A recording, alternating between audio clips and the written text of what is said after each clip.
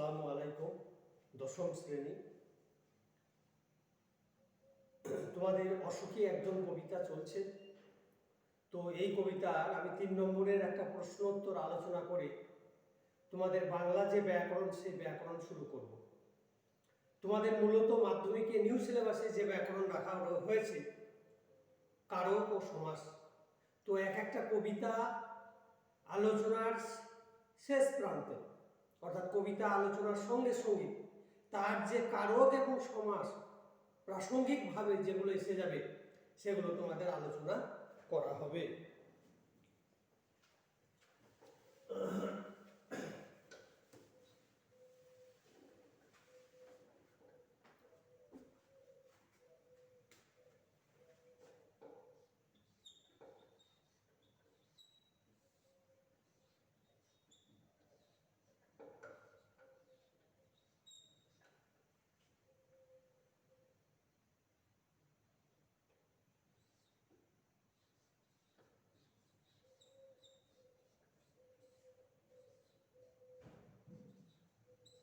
Bengali text.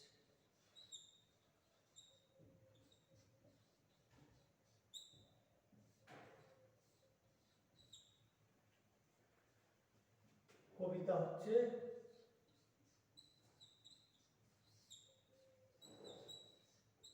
অসুখী একজন। কবি হচ্ছে পাবলো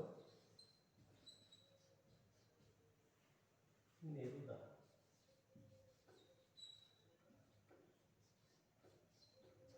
কবি পাবলো নেরুদা। তো আমি এখানে প্রসঙ্গক্রমে অনেক প্রশ্ন তোমাদের আলোচনা করা হয়েছে এর আগের ক্লাসে। এখন আমি প্রসঙ্গক্রমে একটা কবিতার লাইন তুলে তার প্রশ্ন উত্তরটা আলোচনা করে তারপর আমি গ্রামারে বাংলা ব্যাকরণে যাব।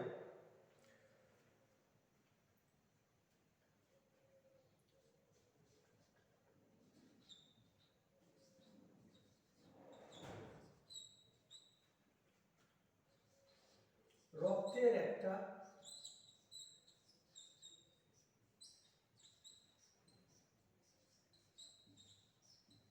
কালো দাগ।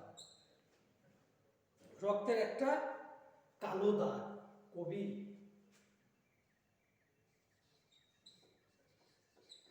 কবির এই বক্তব্যের কারণ কি? কবির এই বক্তব্যের কারণ কি? তিনি রক্তের কথা কেন নিয়ে এলেন, এটাই আবার বলার প্রসঙ্গ। কবির এই বক্তব্যের কারণ কি, কিংবা এই অংশে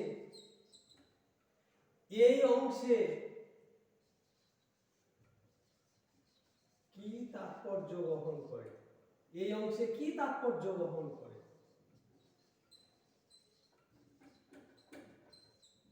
এই অংশে কি তাৎপর্য বহন করে।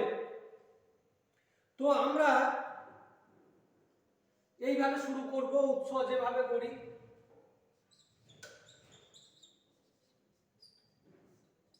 বিখ্যাত কবি পাবলো নেরুদা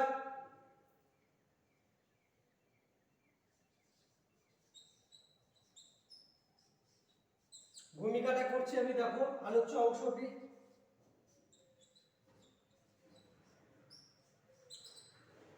চিলিয়ান কবি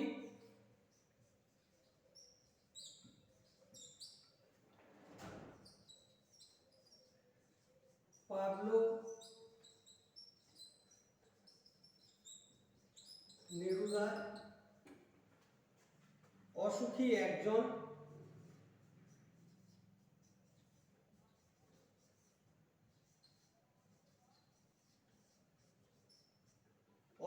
একজন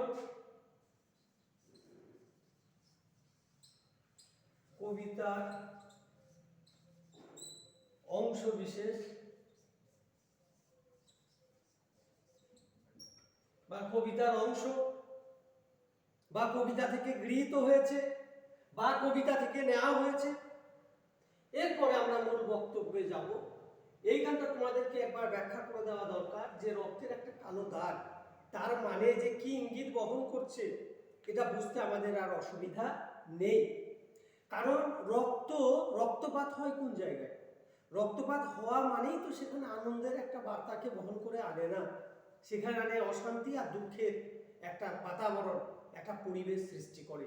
আর সেই রক্তারক্তি মানে হিংসা বা জঘন্য কোনো একটা নিষ্ঠুরতার পরিচয় বহন করে। তো আমরা ব্যাখ্যা এইভাবে যাবো যে কবি অশোকে একজন কবিতায় তিনি মানে হচ্ছে জনৈক সৈনিকের যুদ্ধক্ষেত্রে যাওয়ার প্রসঙ্গ তুলেছেন এবং তার জন্য তার প্রাণপ্রিয়া স্ত্রী বা প্রেয়সী তার জন্য দীর্ঘক্ষণ অপেক্ষা করেছে। এখানে কবি ভালোবাসার একটা বার্তা দিতে চেয়েছেন। ঠিক সেই কবিতার পাশাপাশি তিনি ওখানে যুদ্ধের কথা বলেছেন, যে যুদ্ধের ফলে বালিয়া শিশুরা খুন হলো, সমস্ত সমতলে অশান্তির পরিবেশ সৃষ্টি হলো, কবির ফেলে আসা জীবনের যে বাড়ি দোলনা জল তরঙ্গ সবকিছু বিনষ্ট হয়ে গেল এবং রক্তারক্তি হয়ে মানুষের মধ্যে একটা রক্তপাতের স্রোত বা বন্যা বয়ে গেল। তো এইভাবে তোমরা মূল বিষয়টা উপস্থাপন করলে। তারপরে কোনো নিষ্ঠুরতা বা হিংসা বা যুদ্ধ শান্তি বা স্নিগ্ধ পরিবেশের ক্ষেত্রে হচ্ছে হুমকি স্বরূপ। অর্থাৎ কোনো যুদ্ধ বা কোনো অশান্তি বা কোনো সহিংসতা কোনো স্থায়ী সমাধান করতে পারে না। সে নিষ্ঠুরতা, সে অশান্তির একটা বার্তাকে বহন করে। তাহলে এখানে রক্তারক্তির মধ্য দিয়ে, কালো রক্তে দাগের মধ্য দিয়ে কবি সেই অশান্তির এবং নিষ্ঠুরতা ও অস্থির এক পরিবেশের কথা এখানে ইঙ্গিত করতে চেয়েছেন।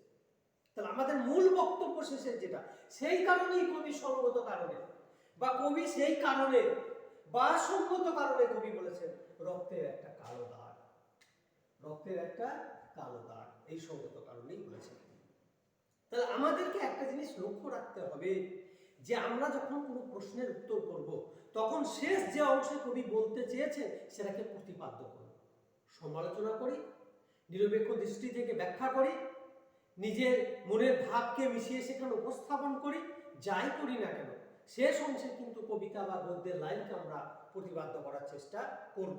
তাতে কি হবে? সে উত্তরটা আরো মানবাহী এবং গুণবাহী হবে।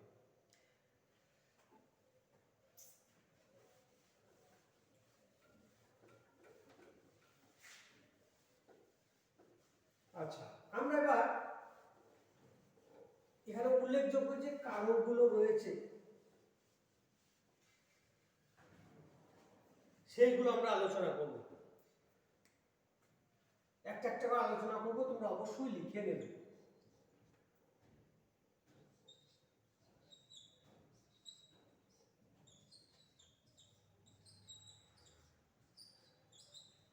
একটা কুকুর চলে গেল,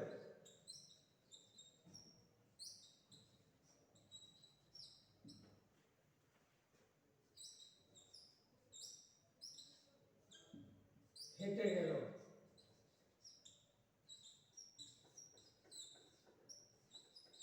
গির্জার এক নান। দেখো, এই আলোচনা করতে গিয়ে তোমাদের কি হবে, তোমাদের একটা জিনিস হয়ে যাবে যে এই যে কবিতার যে লাইন, এই কবিতার লাইনটাও তোমাদের কি হয়ে যাবে? মুখস্থ হয়ে যাবে। কবিতার লাইনটাও তোমাদের কি হয়ে যাবে? মুখস্থ হয়ে যাবে।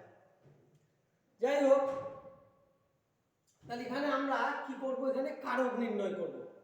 আমরা কি করব? কারক নির্ণয় করব। তাহলে আমরা দুটো জায়গায় করতে পারি, কুকুর আর গির্জার, গির্জার এক নাম, গির্জার এক নাম,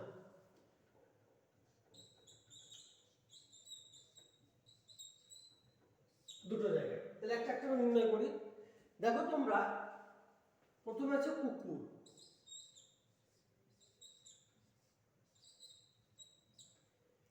কে চলে গেল? বাক্যটাকে কে সম্পাদন করছে? কে চলে গেল? কুকুর। তাহলে কুকুর হচ্ছে কি কারক? তোমরা জানো, কর্তৃকারক।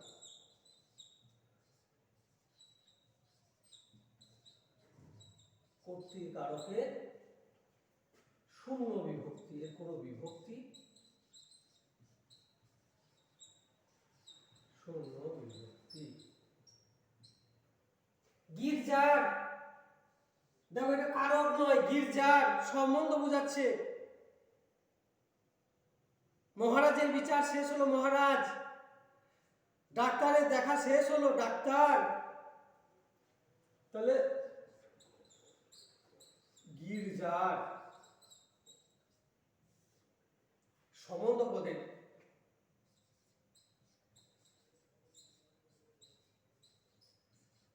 পদ, এটা কারক নয়, সম্বন্ধ পদের র বিভক্তি। তাহলে এই সেন্টেন্সে, এই বাক্যে আমরা দুটো কারককে পেলাম, একটা হচ্ছে কুকুর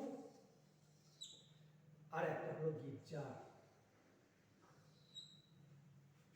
দুটো অংশ পেলাম, তোমরা অবশ্যই হলো তুলে নাও। এরপর আমরা যাব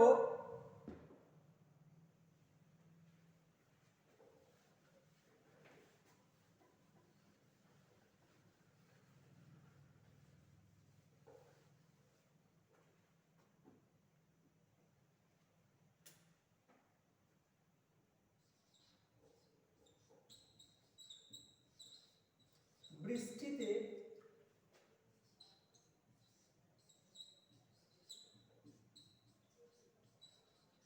ধুয়ে দিল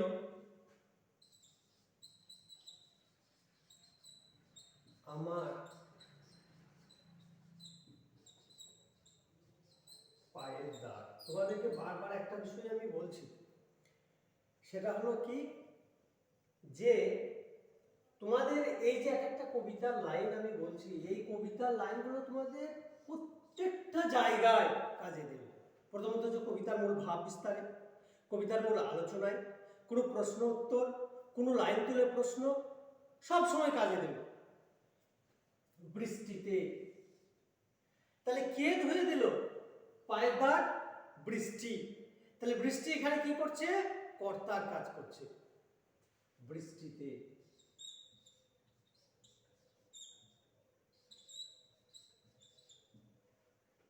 বৃষ্টিতে কর্তৃকারকে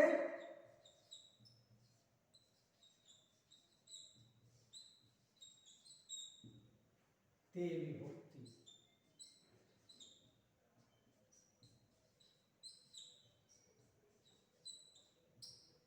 পরবর্তীতে যাব আমরা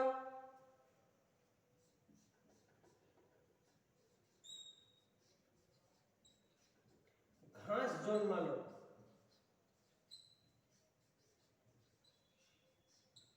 ঘাস জন্মালো রাস্তায়।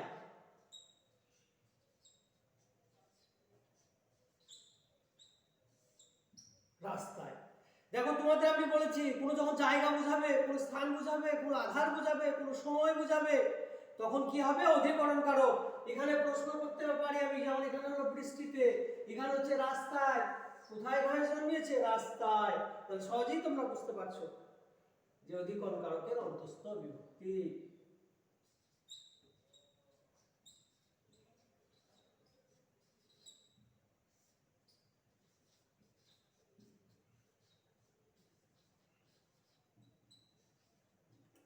অধিকরণ কারকের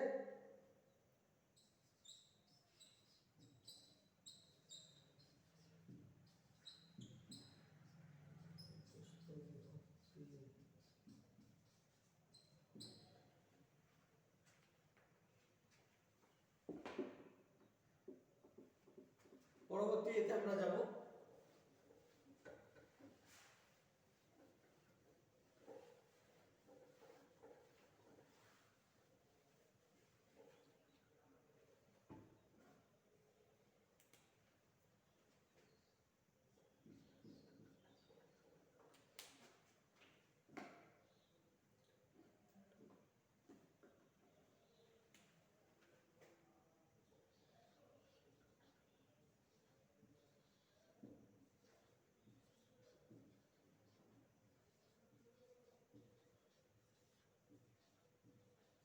জ্বলে গেল আগুনে।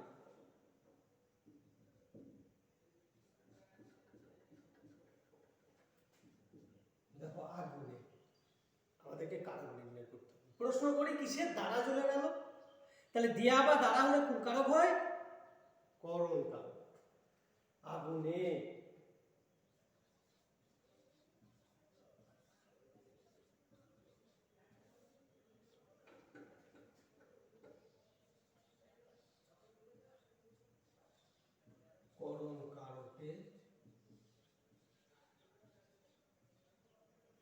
এ বিভক্তি।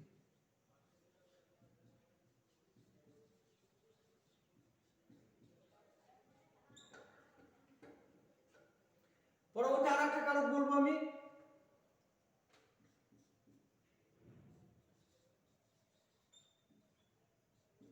আর সেই মেয়েটি।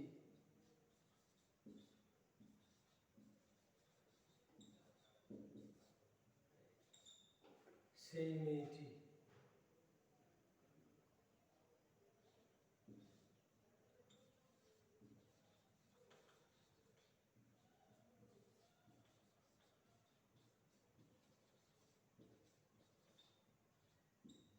আর সেই মেয়েটি আমার অপেক্ষায়, আমার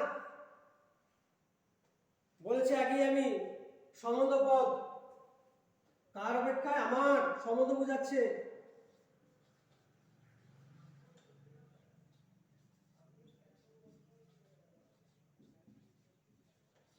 সম্বন্ধ পদে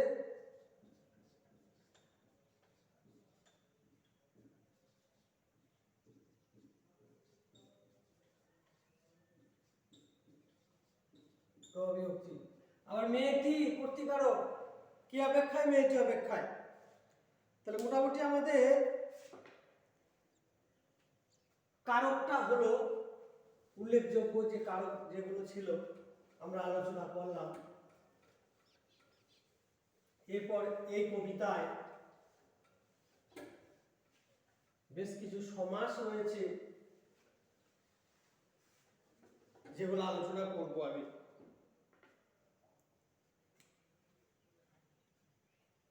দেখো তোমরা লক্ষ্য করবে,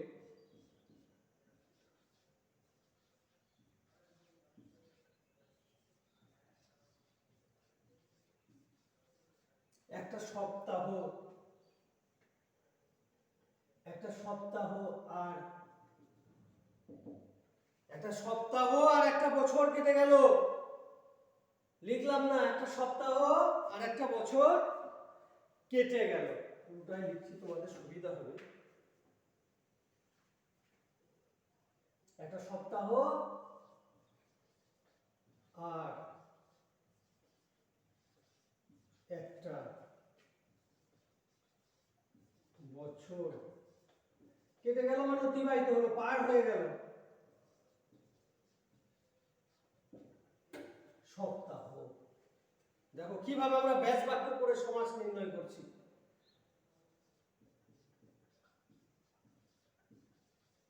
সপ্তাহ, তাহলে এর ব্যাস বাক্য করলে কি হবে?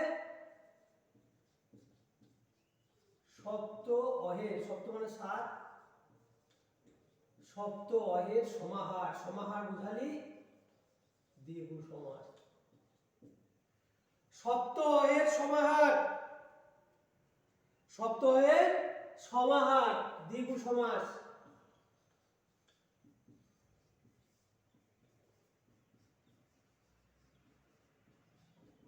ঠিক যেমন 3 করি, 7 করি, 5 করি, 7 করির সমাহার, 5 করির সমাহার, 3 করির সমাহার। তাহলে সপ্তহের সমাহার হলো দ্বিগু সমাস। এর পরবর্তী এতে আমরা যাব সমস্ত সমতলে ধরে গেল আগুন।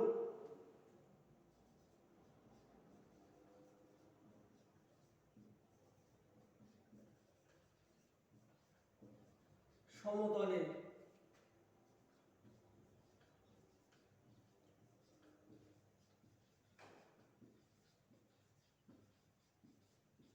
ধরে গেল আগুন, সমতলে। এটাকে আমরা ব্যাস বাক্য করব।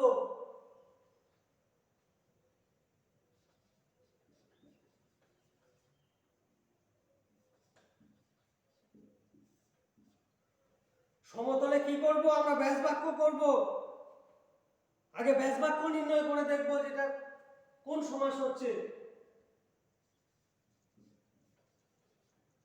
সমজে তলে, সমজে তলে কর্মধারায় সমাস। কর্মধারয় বানানটা দেখবে অবশ্যই। সমাস, কর্মধারয় সমাস। ঠিক আছে। পরবর্তী সমাসে আমরা যাব।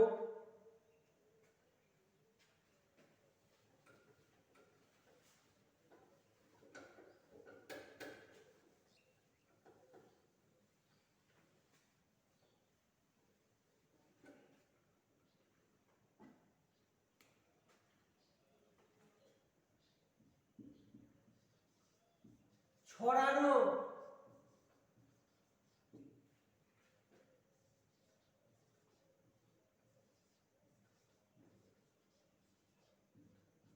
করতলের মতো, করতলের, করতল মানে হচ্ছে হাতের তালু, হাত, তল মানে হাতের পরিবার, তালু, করতলের মতো, তাহলে করতল।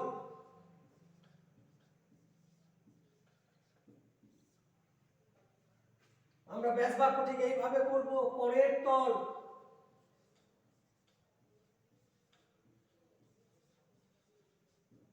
দেখো সম্বন্ধ তৎপুরুষ সমাস,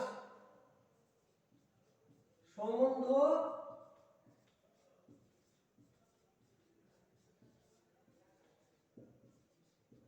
তৎপুরুষ সমাস। এইভাবে আমরা সমাস নির্ণয় করব। সেখানে ছড়িয়ে রয়েছে কাঠ কয়লা,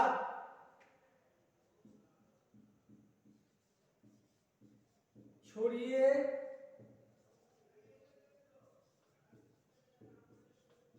রয়েছে কাঠ কয়লা। কাঠ কয়লা আমরা দেখেছি, কাঠকে পুড়িয়ে কয়লা। সেখানে ছড়িয়ে রয়েছে কাঠ কয়লা। আগেকার দিনে বিয়ে, তারপর হচ্ছে আরো অন্যান্য অনুষ্ঠানে কাঠ পুড়িয়ে রান্না করা হতো প্রত্যেক বাড়িতেই। এখন যদিও গ্যাস থেকে হচ্ছে, ইলেকট্রিক ওভেন থেকে হচ্ছে, তো সেই কাঠকে পোড়ালে যে অংশটা থাকতো পুড়িয়ে, সেটাকে কাঠ কয়লা বলা হতো। তাহলে আমরা এটাকে কাঠ কয়লাকে কি করব, ব্যাস বাক্য করব।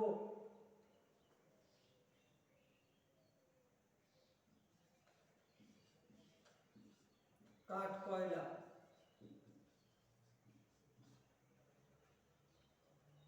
কাঠ কয়লা। তাহলে কাঠ পুড়িয়ে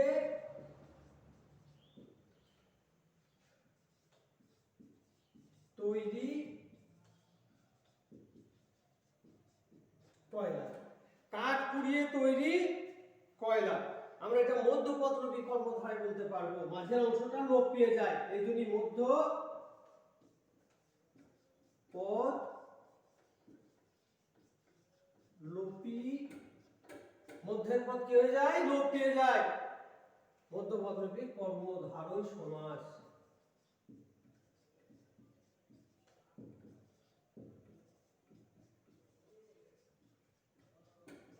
এটা ব্যাস বাক্য আরেকটা করা যায়, সেটা হলো কাঠ পুড়িয়ে তৈরি কয়লা। আবার কাঠ পুড়িয়ে, কাঠ পুড়িয়ে যে কয়লা, কাঠ পুড়িয়ে যে কয়লা, অর্থাৎ কাঠকে পুড়িয়ে তৈরি হয় যে কয়লা, তৈরি অংশ বাদ যদি যে লিখি তাও আমরা এটা ব্যাস বাক্য হবে। তো যাই হোক, এই কবিতাটা আমরা বিস্তারিত আলোচনা করলাম। এই কবিতা তোমাদেরকে প্রথম থেকে ধারাবাহিকভাবে ক্লাসগুলো এই কবিতা নিয়ে রিভিশন অনেকবার হয়েছে। তো যেভাবে রিভিশন হয়েছে সেইভাবে তোমরা যদি প্রস্তুতি নাও, তাহলে আমার তো মনে হয় এই কবিতা থেকে যে ধরনের প্রশ্ন আসুক, তাতে এমসিকিউ হোক, অতি সংক্ষিপ্ত প্রশ্ন উত্তর হোক 1 নম্বরের, 3 নম্বরের ব্যাখ্যামূলক প্রশ্ন হোক, 5 নম্বরের প্রশ্ন হোক, এবং বাংলা ব্যাকরণ যে ধরনের আসুক না কেন, তোমাদের আটকাবে বলে আমার মনে হয় না। তোমাদের শুধু একবার করে কি করতে হবে, রিভিশন দিতে হবে, না হয় বিষয়টা চাপা পড়ে যাবে। যাই হোক, আমি এই কবিতার মানে হচ্ছে 1 নম্বর, 3 নম্বর, 5 নম্বর সমস্ত প্রশ্ন আলোচনা করলাম, এবং উল্লেখযোগ্য যে লাইনগুলো সেগুলোও তোমাদের সামনে তুলে ধরেছি, যে লাইনগুলো হচ্ছে খুব গুরুত্বপূর্ণ এবং তাৎপর্যপূর্ণ, অনেক কিছু তাৎপর্য বহন করে। তো এরপরে আমরা পরের ক্লাসে যে কবিতাটা শুরু করবো, আফ্রিকা। অর্থাৎ তোমাদের তো কবিতা কমে গেছে, যেমন সিন্ধু তীরে নেই কবিতাটা, তোমাদের মানে হচ্ছে যে কবিতাটা বাদ দেওয়া হয়েছে, যার ফলে কিছুটা হলেও তোমাদের কবিতা কমেছে। তো পরপর সেই কবিতাগুলো তখন আলোচনা করা হবে। তো এখন মোটামুটি তোমাদের যে ব্যাকরণ এবং এগুলোকে তোমরা বাড়িতে প্র্যাকটিস করবে, লিখবে। হ্যাঁ, লিখে কোনো সমস্যা হলে আমাকে জানাবে। আর একটা বিষয় হচ্ছে যে প্রশ্ন উত্তর মৌখিক তৈরি করে কিছু হবে না, তুমি মুখস্থ করলে সেটাকে লিখতে হবে, লিখতে গিয়ে তুমি বুঝতে পারবে যে কি কি সমস্যা হচ্ছে। লিখতে গিয়ে কি কি সমস্যা হতে পারে?